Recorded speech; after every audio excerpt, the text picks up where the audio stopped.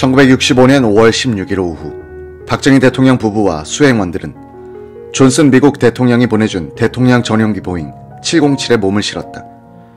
박정희는 외국 대통령으로부터 비행기를 얻어 타야 하는 자신의 입장을 의식이라도 한 듯 김포공항에서의 출발 인사에서 자주, 자립을 강조했다. 다시는 빈곤과 굴욕이 없는 자주, 자립의 역량을 배양해야겠습니다. 이 기회에 한 가지 소신을 밝혀둘 것은 우리가 공짜라는 무상 원조에만 지나치게 기대고 살아왔던 부끄럽고 낡은 과거로부터 크게 한 걸음 나아가 떳떳하게 빌려 쓰는 장기 차관 도입 등의 호혜적인 국제협력에도 큰 노력과 관심을 기울여야 하겠다는 것입니다. 서울을 떠난 지 1시간이 지나 전용기가 일본 상공을 날고 있을 때 박정희, 유경수 부부는 기내 전화로 청와대를 불렀다. 유경수 여사와 큰딸 근혜 양 사이에는 이런 대화가 오갔다. 근혜니 지금 무엇들 하고 있지? 지만이와 근영이 데리고 놀고 있어요.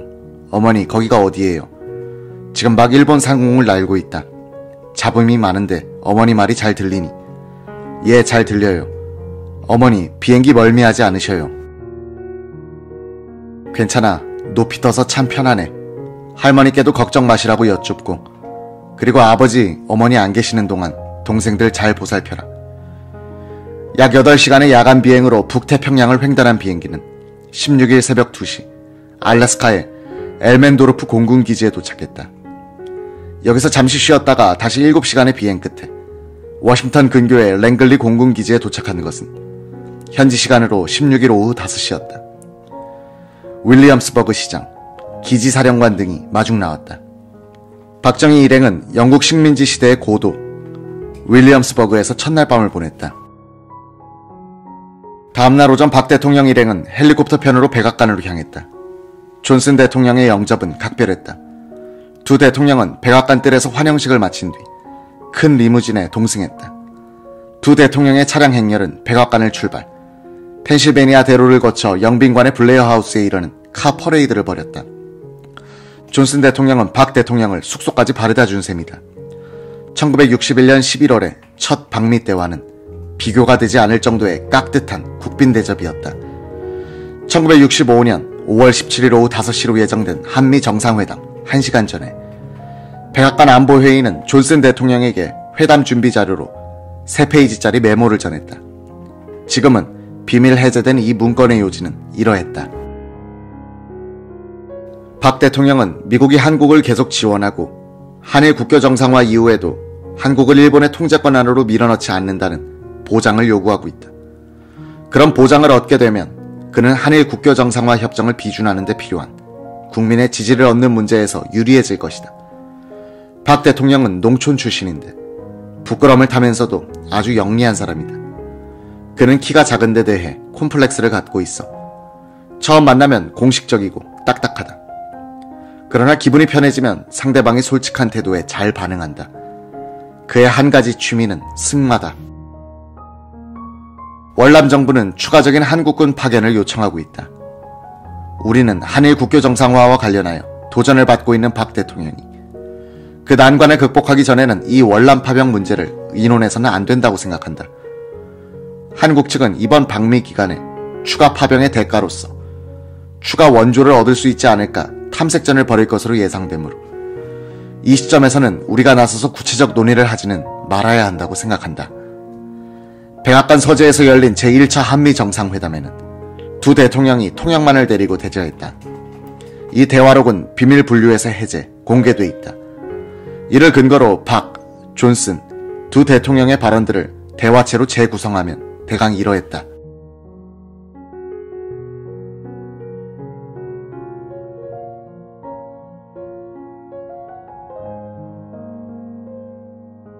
존슨, 우리는 한국에 대해선 가능한 모든 원조 수단을 동원할 작정입니다. 주한미군은 그대로 주둔시키겠습니다. 어떤 병력 감축안도 생각하지 않고 있습니다. 만약 병력을 조정해야 할 일이 생기면 각하게 먼저 알려드리고 사전에 충분히 상의하겠습니다. 한일 국교 정상화 회담이 순조롭게 진행되고 있어 다행입니다. 이는 오로지 각하의 지도력 덕분이라고 믿습니다. 한일 회담이 성공적으로 마무리되면 월남에서 양국이 서로 협력하는데도 도움이 될 겁니다. 박정희. 한일 회담은 오늘 6월 초나 중순까지는 마무리될 겁니다. 협상을 방해하려는 무책임한 세력이 있지만 우리는 적극적인 대국민 홍보 등 다각적인 방법으로서 일본과의 합의에 도달하고야 말 것입니다. 존슨. 요사이는 외국에 대한 원조안을 의회에서 통과시키는 것이 더욱 어렵게 되고 있습니다. 다행히 한국이 월남에 2,000명의 병력을 보낸 것이 의회를 설득하는 데 좋은 역할을 했습니다. 각하께서는 월남에 한국군을 추가로 파견할 수 있습니까? 박정희. 그 문제는 좀 더 연구, 검토해 봐야겠습니다. 국민들 사이에는 너무 많은 병력을 월남에 파견하게 되면 휴전선 방어력이 약화되고 북한의 모험을 유발하지 않을까 걱정하는 이들이 많습니다. 그렇지만 우리는 월남의 병력을 증파할 생각을 갖고 있습니다. 존슨 대통령은 또다시 일개 사단을 보낼 수 있을까요? 그렇게 하면 전쟁 수행에 큰 도움이 되겠는데요. 라고 박정희 대통령을 몰아세웠다. 박정희. 한국이 월남전에 병력을 증파할 수 있다는 것은 나의 개인적인 견해입니다. 한국 정부가 이 문제를 연구해봐야 합니다. 이 시점에서는 결정할 수 없는 문제입니다. 존슨. 우리는 한국의 필수적인 물건의 수입, 개발 차관, 기술 원조, 그리고 평화 목적의 식량 지원에 대해서 돈을 대겠습니다. 한국에 대한 미국 측의 인상이 지금처럼 좋았던 적은 일찍이 없었습니다. 로스토 박사도 한국을 방문하고 돌아와서 경제 분야에서 큰 발전이 있다고 보고했습니다. 박정희. 주한미군의 철수에 대해서 워싱턴으로부터 아무런 말들이 나오지 않기를 정말 바랍니다. 그런 이야기가 나올 때마다 국민들이 불안해하므로 우리가 월남을 돕기가 매우 곤란합니다. 존슨. 한국의 안보는 충분한 병력과 예산으로서 보장될 겁니다. 아무리 적은 주한미군을 철수시킨다 하더라도 반드시 각하와 사전에 의논한 다음에 하도록 하겠습니다. 나는 호주, 필리핀, 뉴질랜드도 월남을 원조해 주기를 기대하고 있습니다. 월남에서 우리가 이기기 위해서는 여러 나라들로부터 7만에서 8만 명 사이의 병력이 파견돼야 할 겁니다. 지금 브라운 대사가 작업을 하고 있는 것으로 알고 있습니다만 주한미군의 지휘에 관한 행정협정은 독일의 예를 따를까 합니다. 그러나 각하의 이번 방문 기간 중에 그 협상이 결론나지는 않을 것 같습니다. 박정희. 이 협상은 너무 오래 끌고 있습니다. 많은 국민들, 특히 야당은 불만이 많습니다. 각하께서 빨리 결론을 내리라고 지시해 주셨으면 합니다. 1967년은 제1차 경제개발 5개년 계획의 마지막 연도입니다. 우리는 곧 제2차 경제개발 5개년 계획을 추진할 생각입니다. 한국은 미국의 계속적인 원조를 필요로 합니다. 존슨. 우리는 제2차 세계대전 이후 약 1,000억 달러의 대외 원조를 했고 16만 명의 장병들이 죽거나 다쳤습니다. 몇 나라들이 행동하는 것을 보면 의회로부터 원조 허가를 받아내기가 매우 어렵게 보입니다. 예컨대 수카르노가 미국 공무원의 도서관을 불태웠을 때 의회 인사들은 인도네시아에 대한 원조를 전면적으로 중단시키려 했습니다. 한국이 월남을 지원한 것은 그런 점에서 매우 현명한 조치였습니다. 한국의 월남 파병은 다른 나라에도 자극이 되어 호주와 뉴질랜드 같은 나라들이 월남 지원에 동참하도록 만들고 있습니다. 한국이 월남의 일개 사단을 증파해 주시기를 거듭 희망하는 바입니다. 1965년 5월 17일에 제1차 한미정상회담은 30분 만에 끝났다. 존슨 대통령은 백악관 서재에서 나와 박 대통령을 안내하여 백악관의 장미정원을 거닐면서 환담했다. 존슨 대통령은 수행한 한국 기자들을 불러들여 함께 산책하자고 권했다. 존슨은 애견 2마리를 끌고 나와 한 마리의 쥐를 박 대통령에게 주었다. 이 개는 박 대통령을 따라가지 않으려고 버티는 것이었다. 박 대통령은 몇 걸음을 질질 끌어보다가 안 되겠다 싶었는지 개의 2 앞다리를 들어 올려 손으로 잡고 걸음마를 시켰다. 기자들이 소리내어 웃자 개도 긴장이 풀렸는지 동행하게 됐다. 나중에 대통령 밑에서 청와대 대변인과 문공부 장관을 지내게 되는 김성진은 당시 동양통신 워싱턴 특파원으로서 현장에 있었다. 존슨 대통령은 한마디 한마디 할 때마다 박 대통령을 즐겁게 해주려고 무척 애쓰는 것이었습니다. 월남에 전투사단을 파견하도록 박 대통령을 설득해야 하는 다급한 입장이었던 존슨은 산책이 끝나자 대통령 일행을 안내하면서 백악관 내부를 돌아다녔고 자상한 설명을 곁들였습니다. 존슨은 어느 방에 놓여있던 화첩을 들어 박 대통령에게 한 장씩 펼쳐 보이면서 말했다.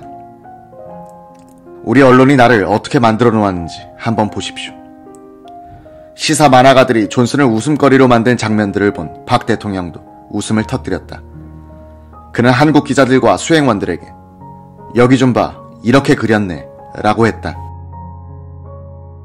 김성진 당시 기자에 따르면 미국은 박 대통령이 승마를 즐긴다는 사실을 알아두고는 존슨과 나란히 말을 타는 장면을 연출하려 계획했다고 한다. 이 계획은 청와대 측에서 우리 각하는 1년 전부터 승마를 그만두셨고 승마를 할 경우 너무 피곤해하실 것 같다고 해서 취소됐다는 것이다. 이날 저녁 백악관 연회실에서는 존슨 대통령이 주최한 박 대통령 환영 만찬이 있었다. 150명의 인사들이 초청됐다. 한국 기자들은 만찬 이후에 있을 음악회와 무도회에 초대됐다. 야회복을 준비해오지 않았던 기자들은 옷 빌려주는 가게를 찾아가 한 벌에 $12씩을 주고 옷을 빌렸다.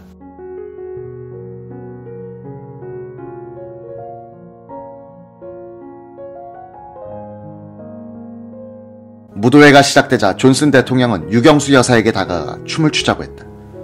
당황한 유경수는 남편보다는 한자가 더 큰 존슨 대통령에게 매달려 1분쯤 느린 왈츠를 췄다.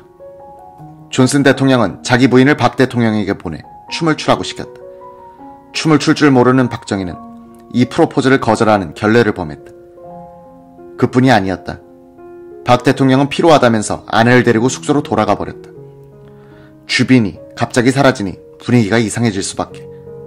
현관까지 박 대통령 부부를 전송하고 돌아온 존슨 대통령은 썰렁해진 무도장의 분위기를 수습하려고 딸 린다 양을 불러 스케이팅 왈츠를 추면서 손님들에게 동참을 권했다.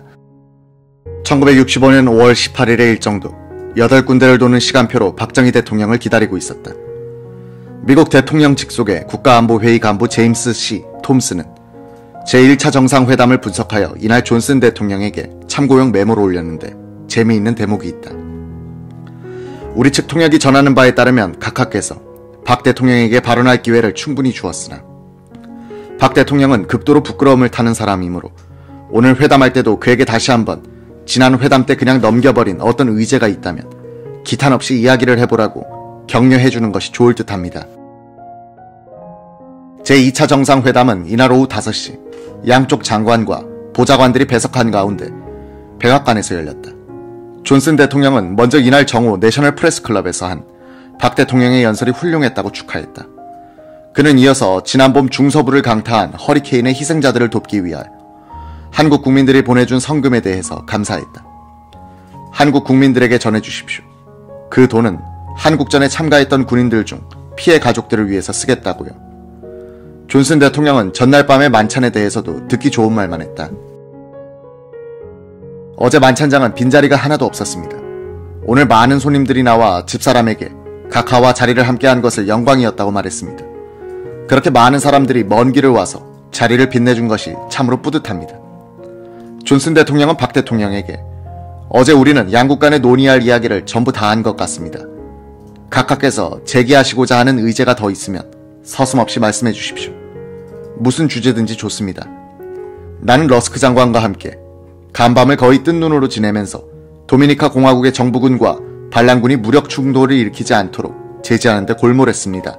라고 했다. 박정희, 오늘 나는 맥나마라 국방장관과 조찬을 하면서 군원 이관 문제에 대해서 의논했는데 각하께서 이를 유념해 주시기 바랍니다. 존슨, 내년에 정부가 30억 달러 규모의 군사, 경제 원조 예산을 확보할 수 있을지 아직 자신이 없습니다. 이처럼 불명확한 상태에서 외국의 지도자들이 방문하면 만나서 원조 문제를 이야기해야 하는데 이것이 싫어서 그들의 방미를 연기시키고 있는 실정입니다. 박정희, 한국은 60만 명의 잘 훈련된 군대를 보유하고 있습니다. 이 병력은 공산주의와 대왕에 싸우는 미군의 일부가 될 수도 있습니다. 우리 군대는 미군과 함께 공산주의와 싸울 것이며 동시에 미국의 지원에 의존하지 않을 수 없습니다. 존슨, 각하의 그런 다짐은 매우 감동적입니다. 박정희 대통령은 이어서 아프리카에서 한미 양국이 협조하여 외교 활동을 강화했으면 한다는 뜻을 말했다. 아프리카는 우리의 도움을 필요로 하고 있지만 그들도 우리에게 도움이 될 수 있을 겁니다. 박 대통령은 이즈음 북한이 아프리카 외교를 강화하고 있는 것에 자존심이 상해 있었다. 존슨은 연구해보겠다고 답했다. 배석하고 있던 김성은 국방장관이 존슨에게 말했다. 한국군 장병들의 월급이 너무 적어 사계에 영향을 끼치고 있습니다. 각하께서는 한국군이 미군의 일부란 인식하에 선처해 주시기 바랍니다. 존슨은 우리 의회도 미군의 월급 인상을 요청하고 있으나 예산의 한계 때문에 어려울 것 같다고 했다. 박정희는 이어서 공동성명에 포함될 각하의 기술 및 응용과학연구소 건립 제안에 대해 기꺼이 받아들이겠습니다. 라고 했다. 존슨은 각하나 나나 똑같이 교편을 잡은 적이 있지 않습니까? 그러니 과학교육에 신경을 써야 합니다. 도움이 된다면 내 과학고문을 한국에 파견하겠습니다. 동의하신다면 이 대목을 공동성명에 넣도록 합시다. 라고 했다. 이 연구소는 나중에 한국과학기술연구소로 결실된다. 배석하고 있던 장기영 경제기획원 장관 겸 부총리는 공동성명 5페이지에 있는 문장에서 매년이란 단어를 삭제하고 적절한으로 대체할 수 없겠습니까? 라고 말했다. 문제의 문장은 개발 차관은 매년 의회의 승인을 받아서 지급될 것이다 라는 내용이었다.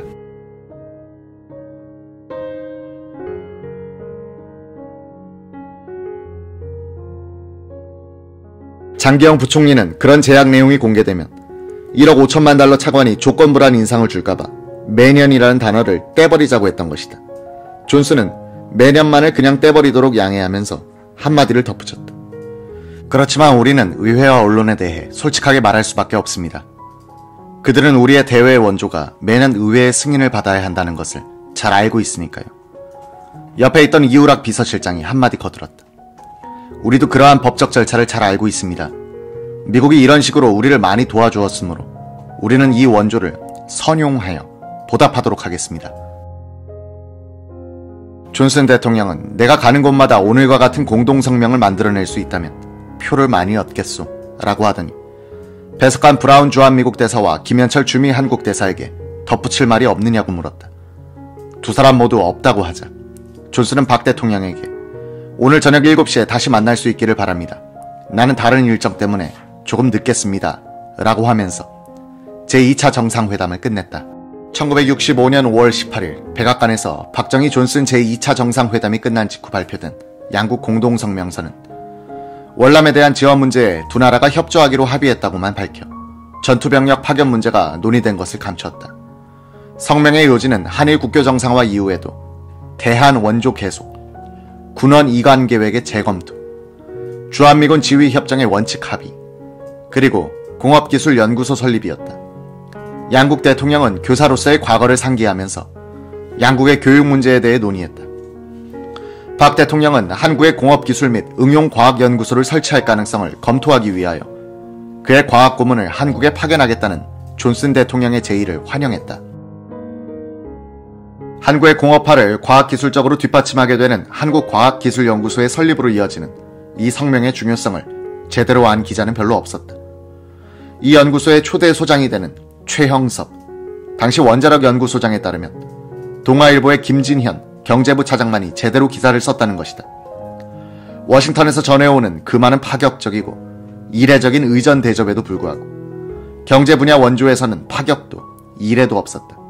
한 가지 파격이 있었다면 한국 정부가 전혀 제안도 준비도 한 바 없음에도 불구하고 존슨 대통령이 먼저 제안한 공업기술 및 응용과학연구소의 설치 가능성을 검토할 과학고문의 파견이다. 이 기사를 쓴 김진현 기자는 그 25년 뒤에는 과기처 장관이 된다. 군대, 경제, 과학은 보통 동반 발전한다. 강력한 상비군을 유지하려면 경제력이 커야 하고 그러려면 과학기술의 뒷받침이 있어야 한다. 포병 출신인 박정희는 과학기술을 이런 유기적 관계 속에서 파악한 사람이었다. 박 대통령의 과학정책을 지휘한 사람 중에는 5년간 과학기술연구소장, 7년간 과학기술처 장관을 지낸 최영섭 박사가 중심 인물이었다. 그는 원자력 연구소장으로 있을 때 대한화학회지에 캐나다의 과학기술 진흥 정책에 대하여 논문을 쓴 적이 있었다.